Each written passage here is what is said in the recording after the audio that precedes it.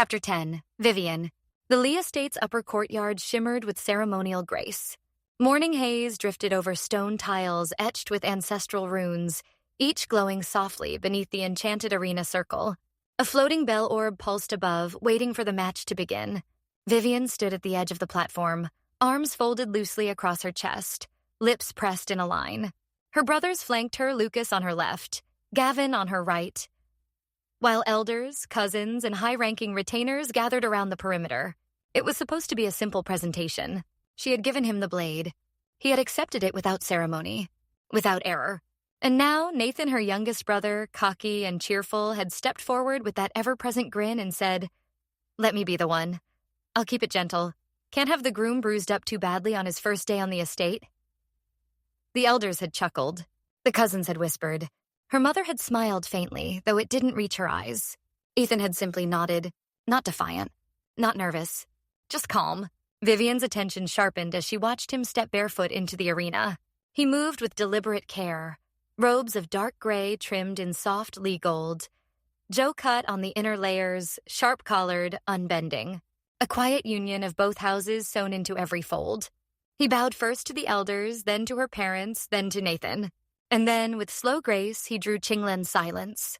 The blade sang as it left the sheath, a breath of white-blue light sweeping over the runes at the arena's edge. The temperature shifted. The ambient mana bent slightly toward him, then recoiled. Vivian felt it. So did everyone else. Ethan started to move. It looked like a warm-up and elegant form exercise, half martial, half ceremonial. It was an unspoken tradition, a show of respect and preparation. How did he know that? She hadn't told him. It wasn't in the public scrolls. The information had only been exchanged between the families during the final arrangements. He actually read that? Who does that? Still, he moved well. And while there were moments glimpses of what could only be called brilliance, his use of mana was off. Too much. He was channeling but not shaping. The rush, the push-it was far too much for the intended effect. When it came to battle application of mana, it was clear Ethan was an amateur. Still, that part had been known, even expected. What wasn't expected was Qinglen's silence reacting to him.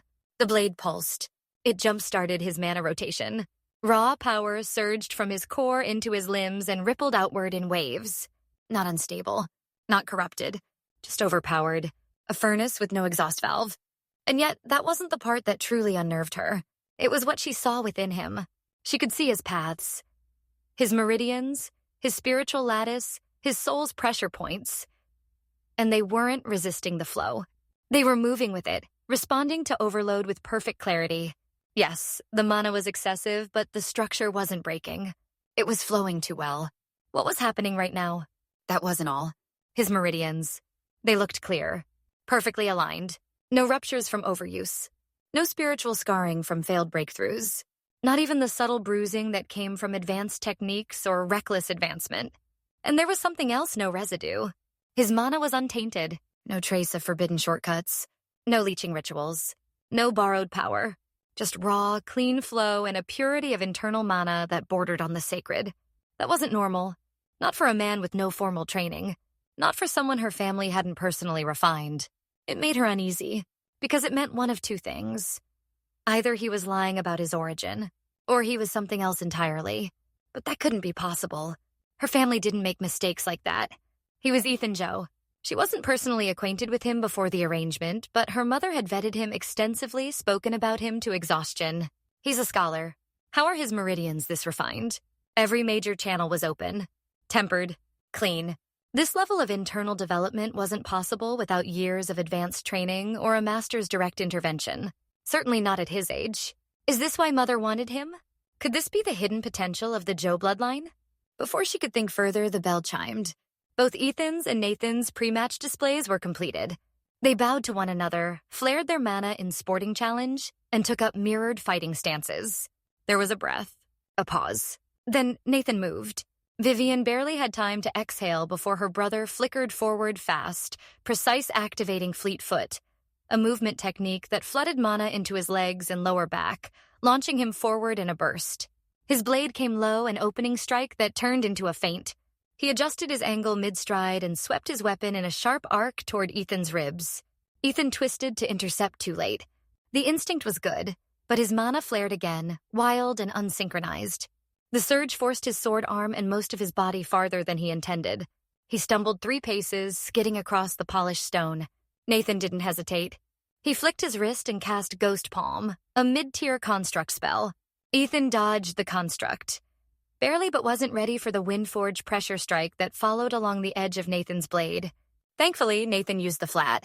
Ethan took the hit and responded. A short jab that forced Nathan to step back. That seemed to surprise her brother. But only for a second. Then Nathan struck again, faster, sharper, and landed a clean blow across Ethan's ribs. The sound echoed like wood splitting. Ethan staggered, but didn't fall.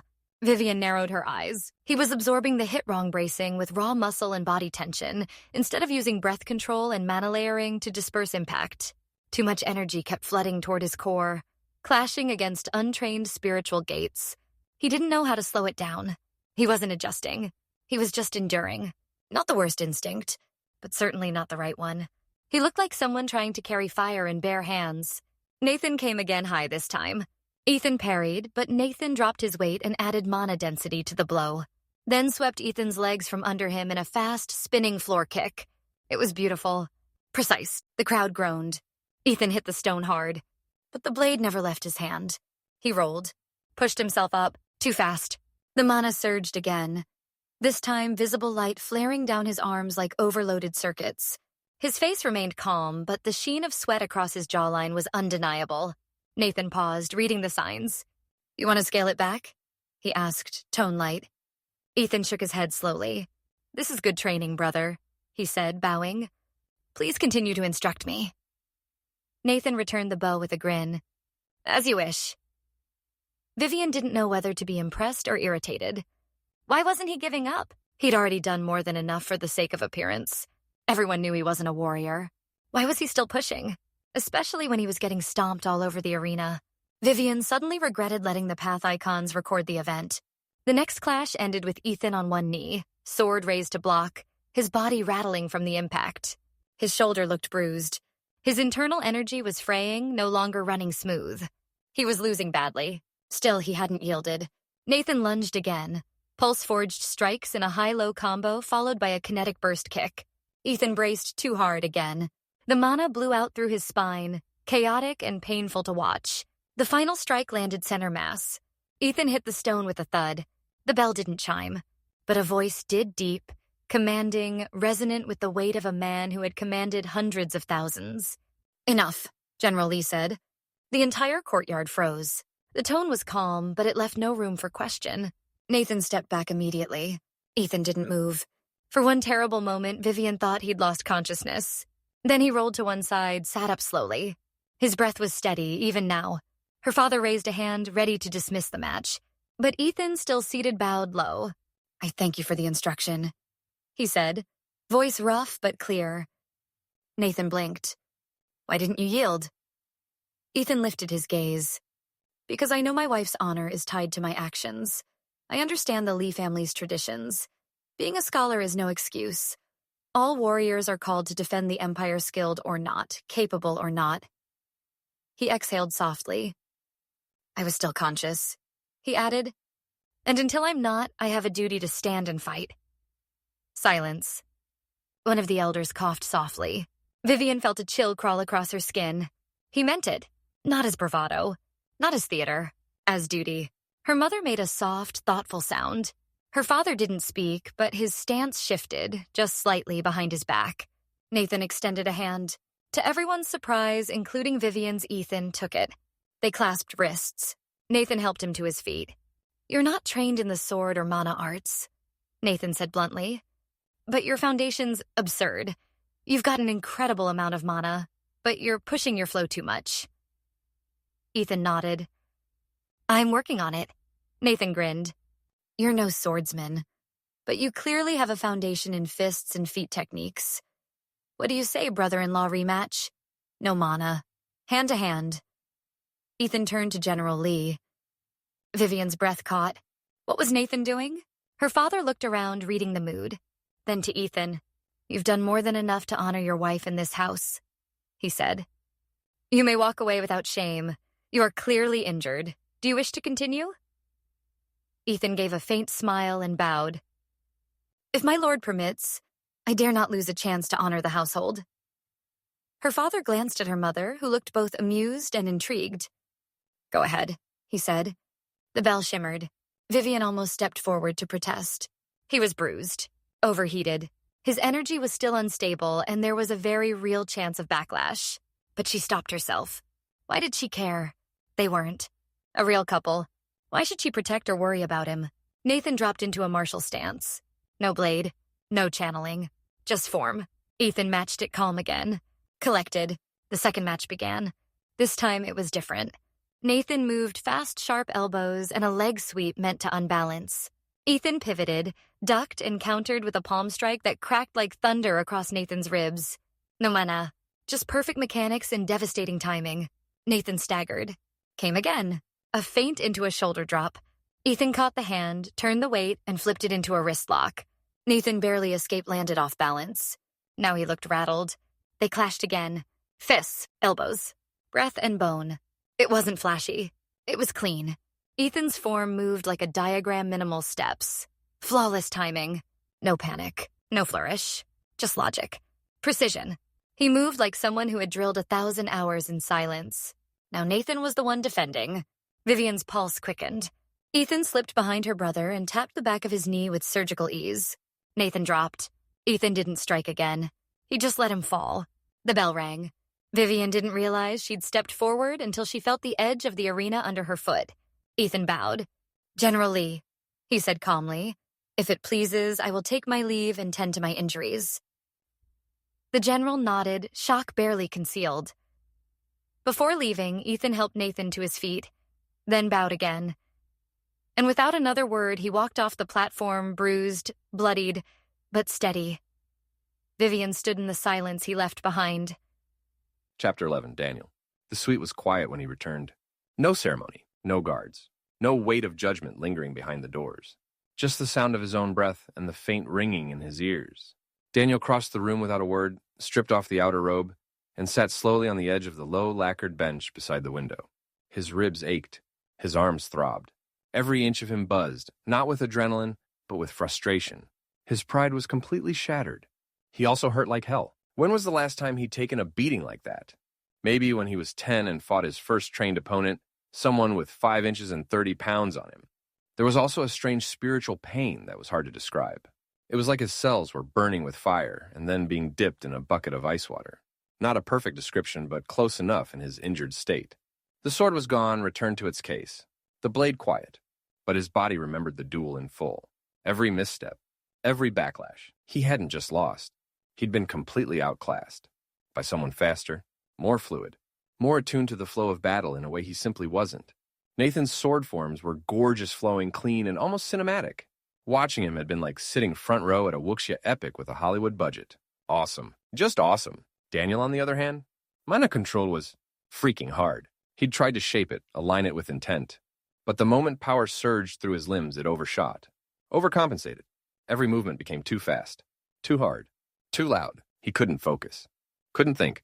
He'd relied on instinct. It had been terrible. Nathan had barely needed to work for it.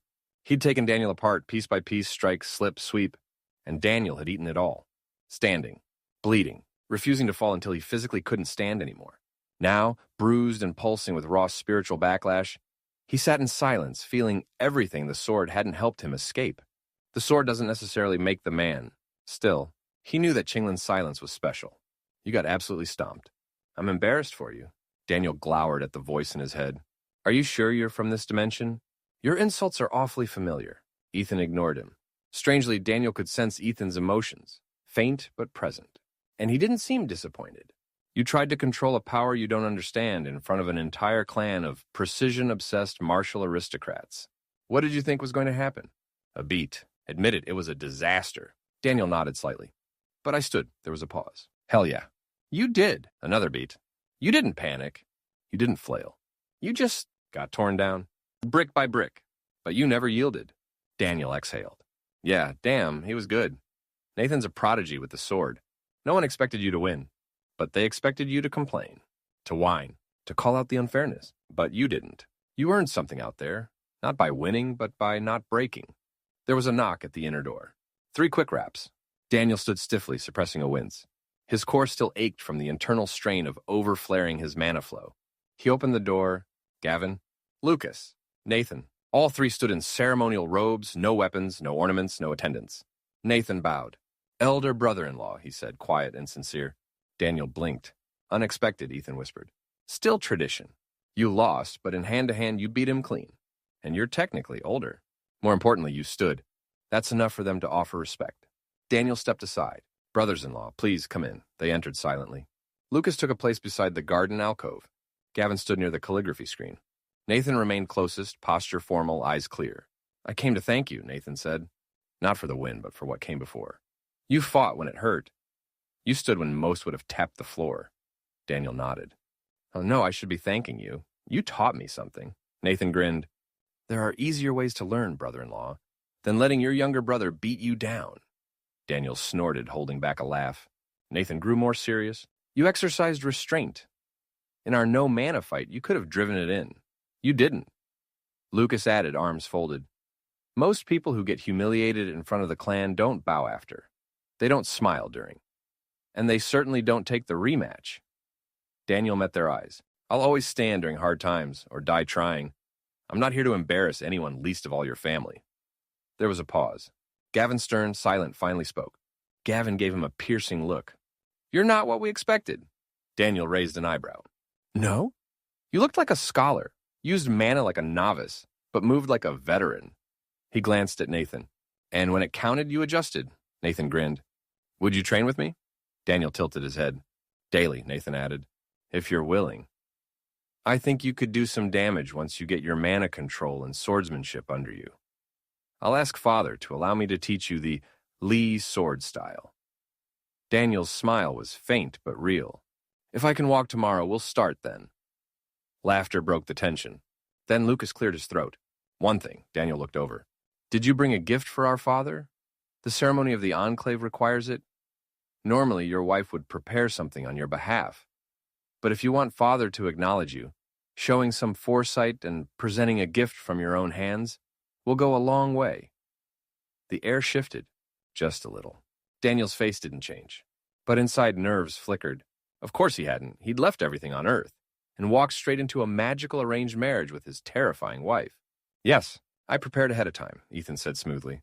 Say it's a transmission stone. Legacy rot. Deep archive imprint from the major family vaults. Spell inscribed to search battlefield resonance and bind it to memory recordings. Daniel inhaled slowly. I brought something, he said calmly. A legacy stone, carved from a deep vault node, Joe family core crystal, imprinted with mana trace bindings. It searches and records battlefield motion, stores it in layered recall sequences for inheritance. I've encoded most of your father's major battles, duels, and honor quests. He paused. It's engraved with General Lee's name and bound to his imprint. Silence. Then Gavin said quietly, I love how you say that, like you didn't just accomplish the impossible. That would cost a king's fortune to stabilize. Lucas added, most can't get those stones to hold more than a handful of fights without warping the memory. Nathan's eyes widened. He's gonna love it. Daniel bowed slightly. It's already with the steward. I didn't think a ceremony was necessary. Lucas straightened. You just gave our father something he's wanted for 20 years. You honored him, Gavin added with a clasp of his fists. With precision. Nathan stepped forward and bowed again. Thank you, brother-in-law. Daniel returned the bow. The brothers left with quiet words and approving nods. Daniel was about to close the door when he heard footsteps returning, softer this time. He opened it again. Nathan stood at the front. But this time he wasn't alone. Behind him were 3 women, elegant, poised, and unmistakably beautiful. Each wore high-class healer robes trimmed in lye gold, their long sleeves embroidered with spiritual flora and medicinal runes. They moved gracefully, silently, their mana signatures gentle but refined. One carried a basin of steaming cloths. Another held a lacquered tray of salves, internal stabilizers, and cooling teas. The third, tall, almond-eyed, with a cascade of dark hair, simply bowed with a grace that felt almost ceremonial. The other 2 brothers-in-law stood just behind them. Grinning, Nathan said, We thought you could use some help recovering. Daniel blinked. I'm fine. You're so not fine, Ethan snorted. Shut up, Daniel thought. Do you know how hard it is to listen when you're in my ear? Lucas appeared beside him, expression dry. You're not. And that shoulder bruise looks like it's brewing a lightning fruit under the skin. Gavin gave a curt nod. There are personal attendants, trained in battlefield triage and spiritual alignment. Consider it an extension of the respect you showed us this morning. Daniel hesitated, then stepped aside. You're very generous. The women entered with practiced ease. The basin was set down, the tray laid across a floating table. The tallest of the three knelt beside him, gently pulling back the sleeve of his inner robe, without so much as touching bare skin. May I? She asked, her voice soft, melodic. Daniel nodded once. Her fingertips hovered over his arm, glowing with faint gold as she began a series of light-pressure diagnostic taps. Another woman uncorked a vial of jade-green balm and began prepping the salve. The scent of lotus and frost leaf already filling the room. None of them were flirtatious. But none of them were neutral either. They were present, beautiful, attentive, completely at ease in their roles. Not servants who cowered. These were women who had been chosen, trusted not just with bodies, but with reputations. Nathan leaned against the far wall, arms crossed. You stood when you should have fallen, he said. They saw it, so did we. Lucas added, we don't bring these girls to just anyone. Daniel didn't respond. He let the cool salve touch his skin and felt his muscles begin to unwind.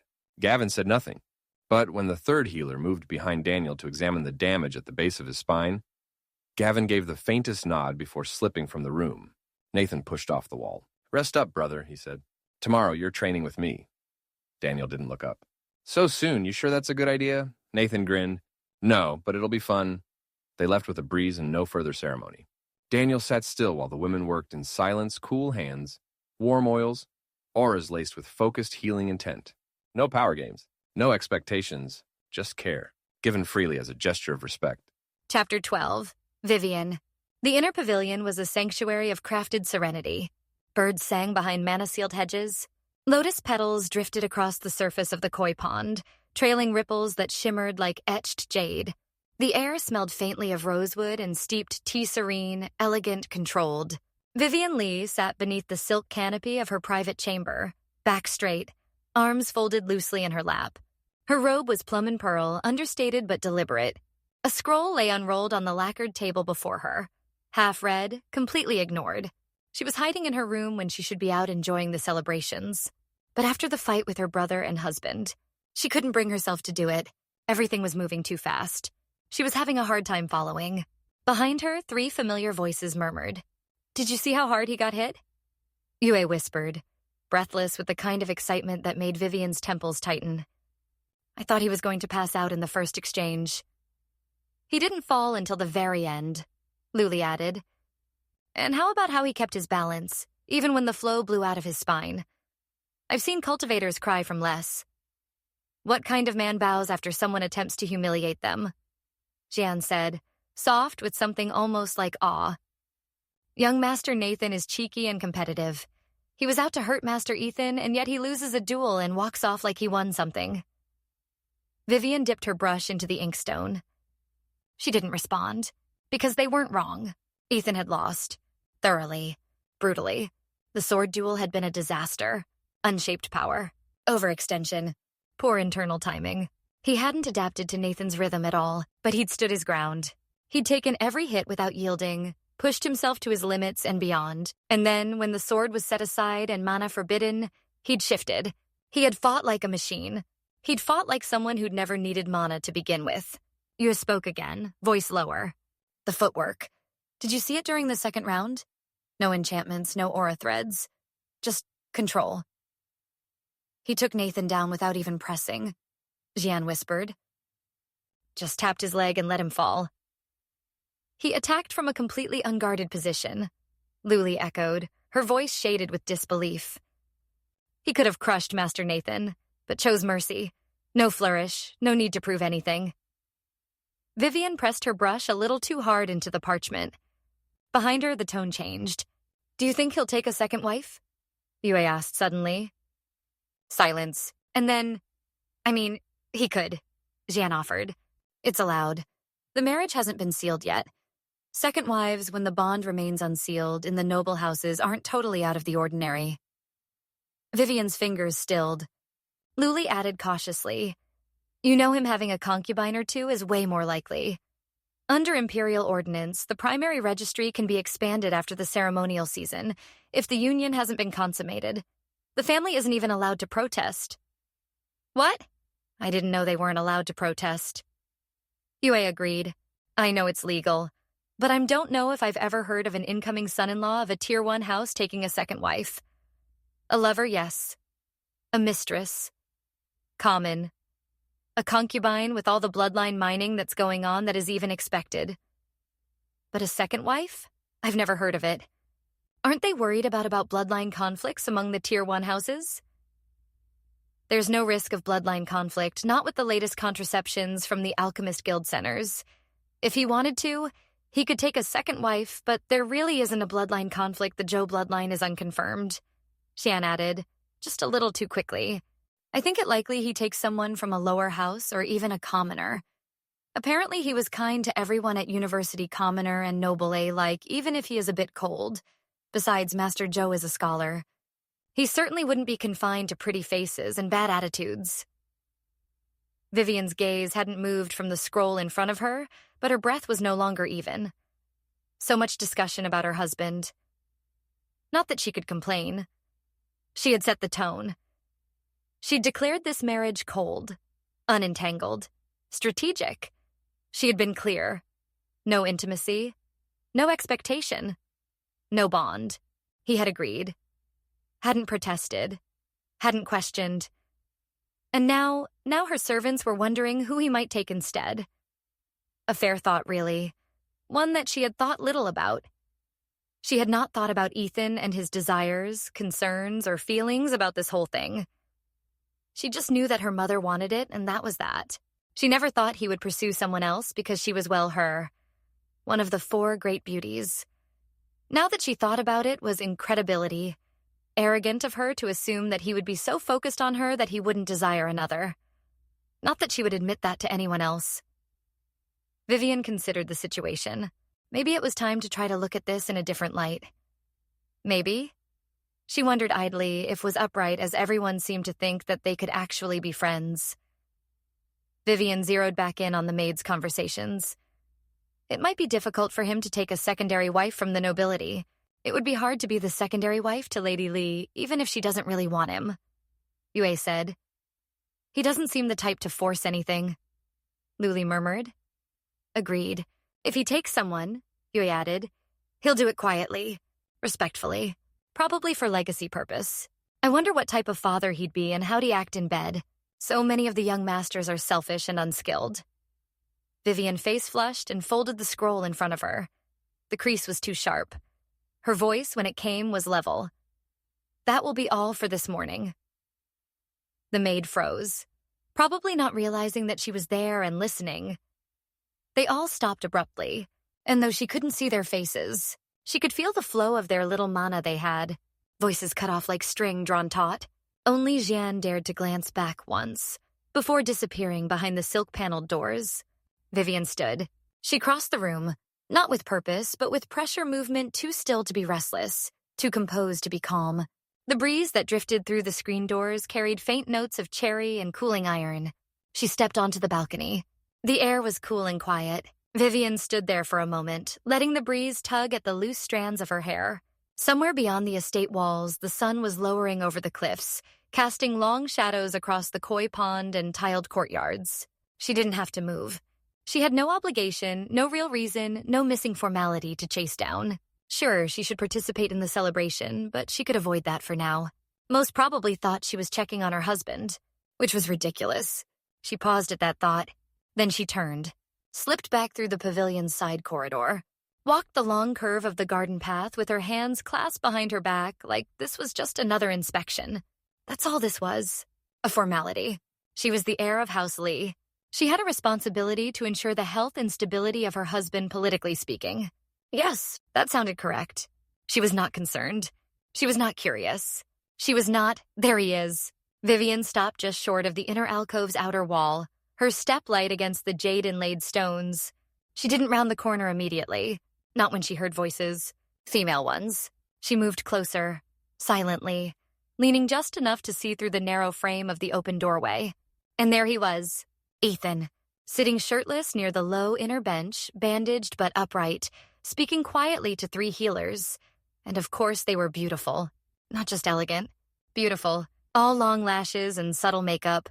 Robes fitted just enough to imply competence and other extracurricular interests. One was wrapping his arm. One was handing him a bowl of spirit broth, kneeling like an imperial concubine. The third was laughing at something he'd said. Vivian blinked. Once, then slowly stepped back into the shadow of the corridor. Her heart did not race. Her jaw was not clenched. This was perfectly fine. It made sense that the harem healers were there. He had earned her brother's respect. It made sense that they would send their best. And of course, those best just happened to look like 3 spirit-blessed fan dancers moonlighting as battlefield medics. She wasn't jealous. Jealousy was an emotion. Vivian didn't do emotions. She did logistics. And the logistics of this scene? Stupid. She had come all this way, out of a sense of duty, to make sure her husband hadn't collapsed from internal mana hemorrhaging. And here he was being pampered like some long-lost war hero who'd bled honor all over some foreign battlefield. Vivian turned on her heel, walked the other way, calm, composed, not flustered, not bitter, not annoyed by how at ease he looked surrounded by women who weren't her. She didn't care. She didn't. Because this wasn't real. It wasn't a marriage. And whatever else Ethan Joe wanted to do in the privacy of his recovery room was absolutely, entirely, and definitively none of her damn business.